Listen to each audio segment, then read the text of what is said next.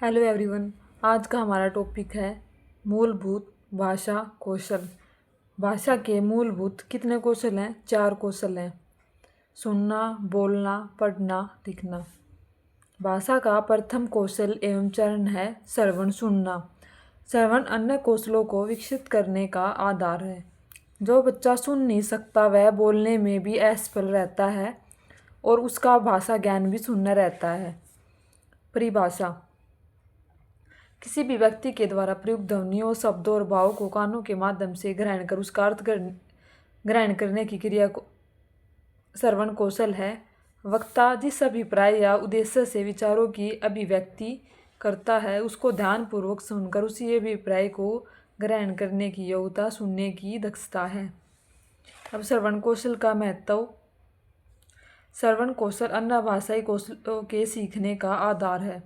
श्रवण कौशल से ही शब्द भंडार में वृद्धि होती है, मौखिक अभिव्यक्ति में प्रवीणता आती है। केवल भाषाई कौशल ही नहीं, मातृभाषा के सीखने में भी श्रवण कौशल की आवश्यकता पड़ती है। विभिन्न साहित्यिक कौशलों का आनंद भी श्रवण कौशल द्वारा ही प्राप्त होता है। व्यावहारिक जीवन और सामाजिक जीवन में भी श्रवण कौशल का महत्व है। श्रवण कौशल के उद्देश्य: छात्रों में दूसरों की बातों को ध्यान से सुनने की आदत डालना, शुद्ध उच्चारण का अनुसरण करने की योग्यता बनाना, सुनी हुई सामग्री का अर्थ समझने की योग्यता का विकास करना। अब इससे आगे क्या आएगा? सारांश ग्रहण करना और साहित्य के प्रति रुचि उत्पन्न करना। श्रवण कौशल की विधियाँ: सहस्वर वाचन, अध्यापक के द्वारा पहले आदर्श वाचन करना और कक्षा के छात्रों से अनुकरण वाचन करवाना, जिससे अध्यापक ये पता लगा सकता है कि छात्र ध्यानपूर्वक सुन रहे या नहीं। प्रश्नोत्तर, प्रश्न पूछकर छात्रों के व्यावहारिक ज्ञान और श्रवण कौशल की जांच करना। कहानी कहना व सुनना, कहानी कहना और उसके बाद बच्चों से सुनना। ऋतुलेख ध्यानपूर्वक सुनते हैं फिर उसी से लिखते हैं। भाषण, भाषण को ध्यानपूर्वक सुनना और बोलना यह श्रवण कौशल को बढ़ाता है। वाद विवाद, यह श्रवण कौशल के लिए सबसे उपयोगी है क्योंकि बिना ध्यान से सुने वे वाद विवाद नहीं कर सकते, क्योंकि उन्हें कुछ नहीं पता चलेगा क्या सुना, क्या बोला, क्या बोलना है। श्रवण कौशल सामग्री: रेडियो, टैप रिकॉर्डर, चलचित्र और टीवी। इसमें फिर क्या आएगा? बोलने का कौशल, मौखिक अभिव्यक्ति। अर्थ क्या आएगा इसका? जब ध्वनियों के माध्यम से मुख के अवयव की सहायता से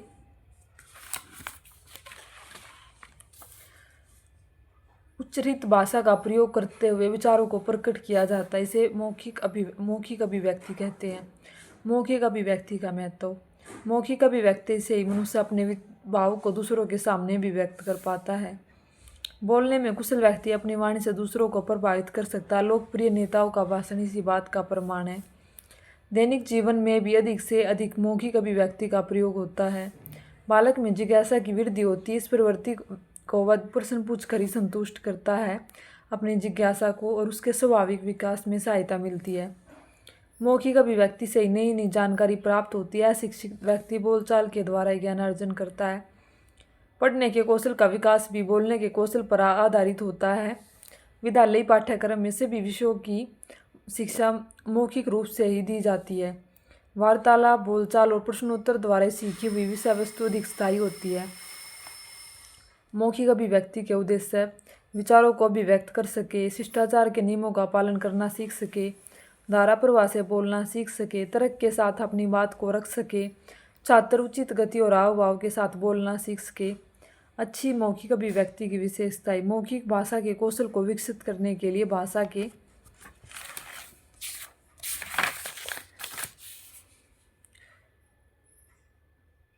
अध्यापक के निम्न गुणों की जानकारी होनी चाहिए। स्वाभाविकता, बोलने में स्वाभाविकता होनी चाहिए, बनावटता नहीं होनी चाहिए।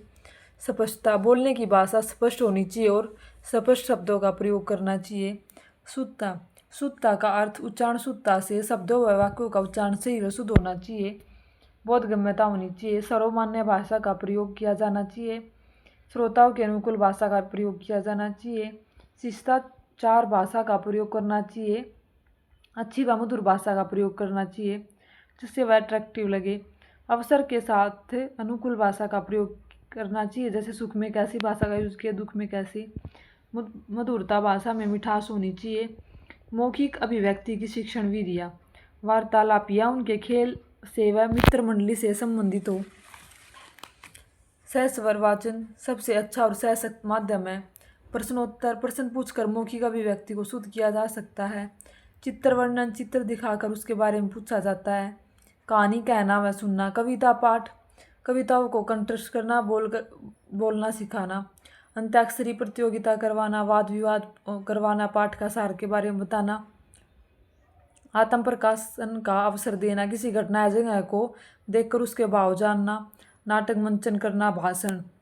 पठन वाचन कौशल, पठन कौशल के लिए वाचन और पठन दो शब्दों का प्रयोग किया जाता है। वाचन वाक धातु से बना है। वाणी शब्द या कथन लिखे हुए और छपे हुए शब्दों का उच्चारण करना वाचन कहलाता है, परंतु यह संकुचित अर्थ वास्तव में लिखित सामग्री को पढ़ते हुए अर्थ ग्रहण करने की क्रिया पठन कहलाती है। पठन एक सार्थक और चिंतन प्रधान प्रक्रिया है। पठन के दो रूप होते हैं, सहस्वर पाठन और मौन पठन। सहस्वर पठन, स्वर सहित पढ़ते हुए अर्थ ग्रहण करने को सहस्वर पाठन, सहस्वर वाचन कहा जाता है। यह वाचन की प्रारंभिक अवस्था होती है। शब्दों और वाक्यों को उचित गति के साथ पढ़ने का अभ्यास करने के लिए सहस्वर वाचन करवाया जाता है। सहस्वर वाचन के भी दो रूप होते हैं, व्यक्तिगत वाचन, अकेले में बोलना और जोर से बोलना। सामूहिक वाचन, समूह में बोलना जिसके उसकी हिचक दूर हो सके। सहस्वर वाचन के उद्देश्य छात्रों को वर्णमाला की लिपि के प्रतीकों का ज्ञान करवाना, स्पष्ट उच्चारण, उचित ध्वनि, उचित बल पर प्रवाह के साथ सहस्वर पाठ के योग्य बनाना, उचित वाचन मात्रा, उचित हाव भाव के साथ पढ़ने योग्य बनाना, छात्रों को नए नए शब्दों से परिचित करवाना, मानव जीवन के विभिन्न पहलुओं से परिचित कराना, मौखिक अभिव्यक्ति के लिए आत्मविश्वास विकसित करना, केंद्रीय भाव को ग्रहण करने और उसकी समीक्षा करने के योग्य बनाना। मौन वाचन, लिखित सामग्री को बिना आवाज़ के मन ही मन पढ़कर अर्थ ग्रहण करने की क्रिया को मौन वाचन कहा जाता है। मौन वाचन की उपयोगिता, जीवन में ऐसे बहुत से अवसर आते हैं व्यक्ति सहस्वर वाचन नहीं कर सकता, जैसे बहुत सारे लोगों की उपस्थिति में आवाज़ करते हुए पढ़ना अच्छा नहीं लगता और दूसरों को भी बाधा पूछती है। अतः हर बच्चे को मौन वाचन का अभ्यास करवाना चाहिए। पुस्तकालय, वाचनालय आदि स्थानों पर जोर से पढ़ना वर्जित होता है, वह मौन वाचन से आवश्यक होता है। मौन वाचन में नेत्र और मस्तिष्क दोनों सक्रिय रहते हैं, जिससे बिना थके काफ़ी देर तक अध्ययन किया जा सकता है।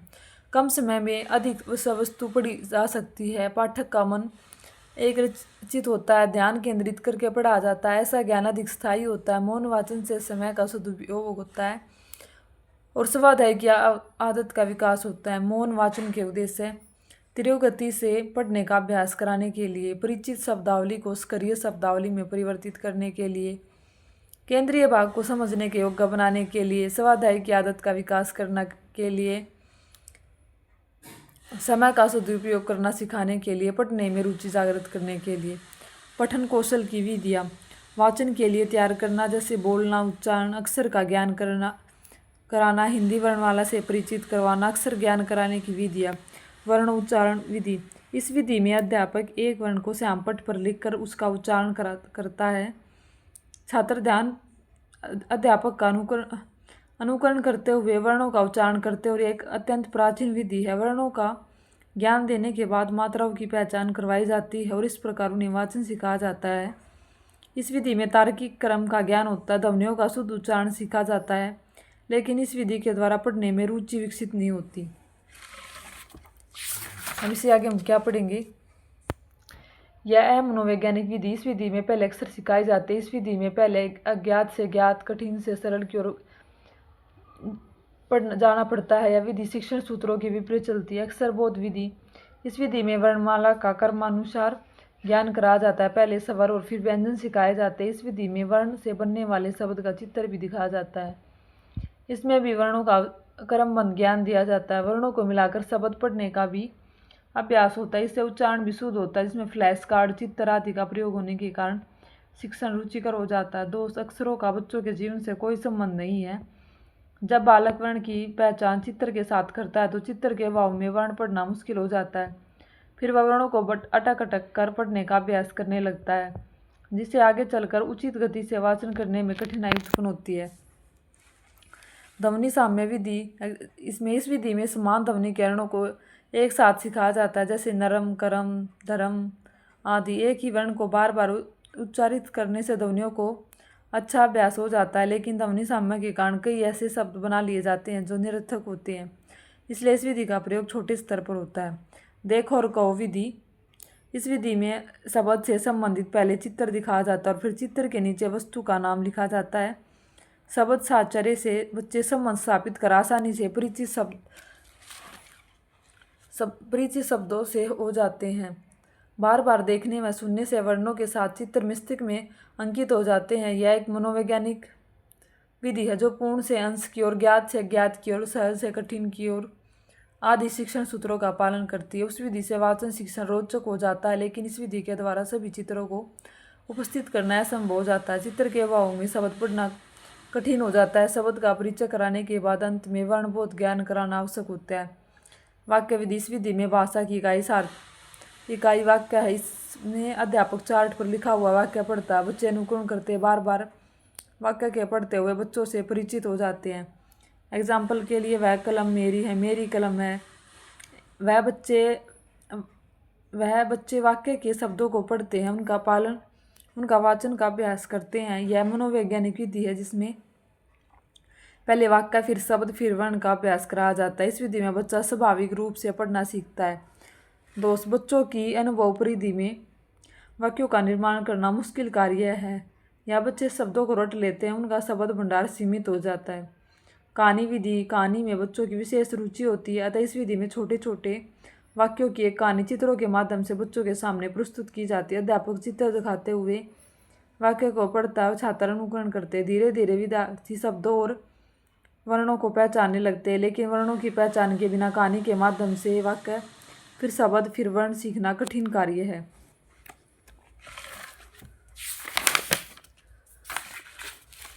अब इससे आगे पढ़ेंगे कविता विधि।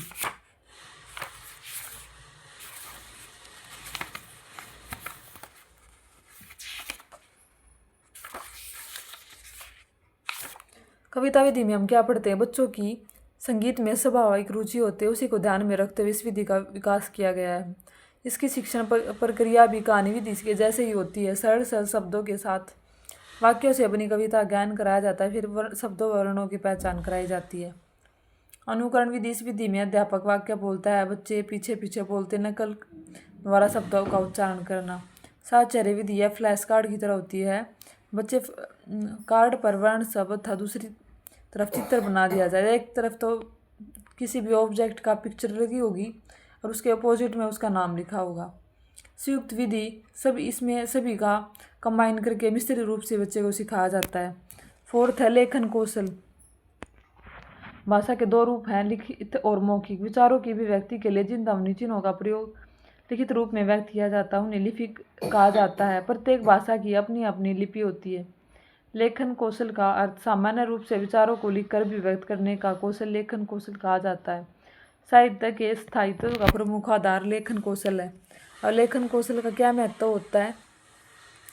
अपने विचारों को सुरक्षित करने के लिए लिखित अभिव्यक्ति की आवश्यकता होती है।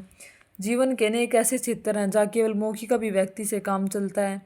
दूर रहने वाले संबंधियों को अपना संदेश देने के लिए, समाचार पहुँचाने के लिए मिश्रित अभिव्यक्ति की आवश्यकता पड़ती है। दैनिक जीवन का हिसाब रखने के लिए, भाषा का पूरा अधिकार रखने के लिए, पठित सामग्री को संगठित करने के लिए, प्रश्नों के उत्तर तैयार करने के लिए, पाठ का सार लिखना, गृह कार्य करने आदि में लेखन कौशल की आवश्यकता होती है। सभ्यता व संस्कृति को एक पीढ़ी से दूसरी पीढ़ी में ट्रांसफर करने के लिए लिखित भाषा बालक के मस्तिष्क और हाथ का संतुलन बनाती है। भाषा में एक रूपता आती है। साहित्य में वृद्धि के लिए यदि लेखन कौशल नहीं होता तो नई नई रचनाएं नहीं लिखी जाती। बच्चों की योग्यताओं का मूल्यांकन करने के लिए, ज्ञान विज्ञान से परिचित होने के लिए भाषा लेखन एक व्यवसाय के रूप में भी मानव जाति का कल्याण कर रहा है। अनेक व्यक्ति अपनी लेखनी की कला से अपना रोजगार चला रहे हैं। लेखन कौशल के उद्देश्य है बच्चों को वर्णों की बनावट लिखना सिखाने के लिए, सुंदर लेखन के लिए, वाक्य रचना के नियमों से परिचित करवाने के लिए इसका यूज किया जाता है। अब इससे आगे हम पढ़ेंगे विराम चिन्हों का सही प्रयोग सिखाने के लिए शब्दों, मुहावरों, लोकोक्तियों का प्रसंग के अनुसार यूज़ करना सिखाने के लिए, अपने विचारों, अनुभव को क्रमबद्ध रूप से लिखना सिखाने के लिए, क्रिएटिविटी एबिलिटी का विकास करने के लिए, साहित्य के प्रति इंटरेस्ट बनाने के लिए यूज़ किया जाता है। लेखन कौशल की विधि है, इसमें विचार को अवस्थाएं दी गई हैं, 4 स्टेप दिए गए हैं। प्रथम अवस्था लिखने के लिए तैयार करना। लेखन कौशल को विकसित करने के लिए सबसे पहले बालकों को मेंटली रूप से तैयार करना चाहिए, क्योंकि लिखना सिखाने के पहले यह जानना जरूरी है बच्चा लिखने के लिए तैयार है या नहीं, उसकी उंगली और मांसपेशियां कलम पकड़ने के योग्य हैं या नहीं, बच्चे की जो फाइन मोटर है, बच्चे की उंगलियां किस प्रकार वर्क कर रही हैं, ये पहले देखा जाता है। बच्चों को लिखने के लिए तैयार करने के लिए अध्यापक को निम्न प्रयास करने चाहिए। अब जब आईडी बच्चों की बात करेंगे तो उनमें तो फाइन मोटर बहुत ही कम देखने के लिए मिलती है, तो उसमें हम क्या करते हैं, पेन या पेंसिल जो भी हम बच्चे को देते हैं उस पर जो ग्रिप होती है उसको मोटा बना के देते हैं, ताकि बच्चा लिखते टाइम, सिखाते टाइम कोई परेशानी ना हो। क्योंकि आईडी बच्चों में जो फाइन मोटर होती है बहुत मोटी होती है, पेंसिल को हाथ में पकड़ नहीं सकते क्योंकि उनकी डेवलपमेंट कम होता है।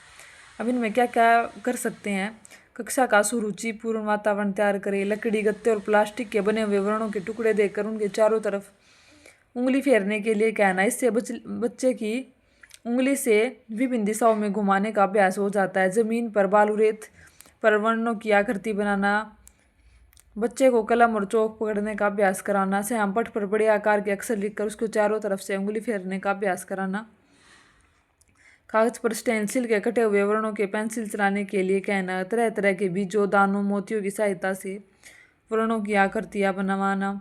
इस प्रकार विभिन्न क्रियाओं के माध्यम से बच्चे की उंगलियों को पेन पकड़ने के लिए या पेंसिल पकड़ने के लिए अभ्यास कराया जाता है।